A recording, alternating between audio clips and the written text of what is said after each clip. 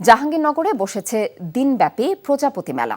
প্রজাপতি সংরক্ষণ এবং গণসচেতনতা বৃদ্ধির লক্ষ্যে ক্যাম্পাসে ১৪তম প্রজাপতি মেলার উদ্বোধন করেন জাহাঙ্গীরনগর বিশ্ববিদ্যালয়ের উপাচার্য মোহাম্মদ কামরুল হাসান। মেলা ফিরে ভিড় জমে প্রকৃতিপ্রেমীদের। আরও জানাচ্ছেন জাহিদুর রহমান। প্রজাপতিটা যখন তখন প্রজাপতি মন ডানা নেই তো কি, তাই প্রজাপতি সাজতেই বায়না করা শিশুরা ফেস পেইন্টিংয়ে গালে আঁকিয়ে নিচ্ছেন প্রজাপতির ছবি। এভাবেই প্রাণ আর প্রকৃতির এক সম্মিলনস্থল হয়ে ওঠে প্রজাপতি মেলা।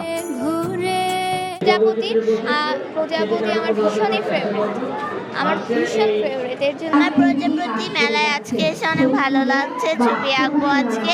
প্রজাপতি শাড়ি, প্রজাপতি গহনা, গালের প্রজাপতি, মানে নিজেকেই প্রজাপতির মতো ফিল হচ্ছে আর রাঙা মেঘের মতন। উড়লে আকাশে প্রজাপতি, প্রকৃতি পায় নতুন গতি, এই স্লোগানে প্রজাপতি মেলার আয়োজন করে প্রাণীবিদ্যা বিভাগের কীটতত্ত্ব শাখা। এই প্রজাপতি মেলার যে মূল আসলে আমাদের আয়োজন সেটা হচ্ছে গণসচেতনতা। প্রজাপতি টিকে থাকলে পরিবেশ ভালো থাকবে, গাছপালা থাকবে, আমরা অনেক অক্সিজেন পাবো, আমরা জলবায়ু যে সমস্যাগুলো আছে মোকাবেলা করতে পারবো। যখন তখন মেলায় প্রজাপতি সংরক্ষণে অবদানের জন্য বন ও প্রকৃতি বিষয়ক বিভিন্ন সংগঠন ও ব্যক্তিকে বাটারফ্লাই অ্যাওয়ার্ড প্রদান করা হয়।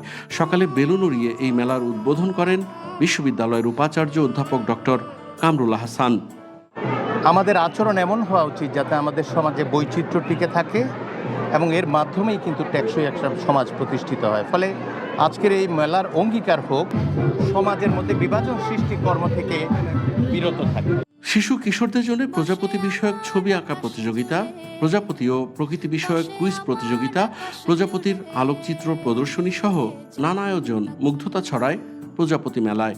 প্রজাপতিটা জাহিদুর রহমান, এনটিভি নিউজ, সাভার, ঢাকা।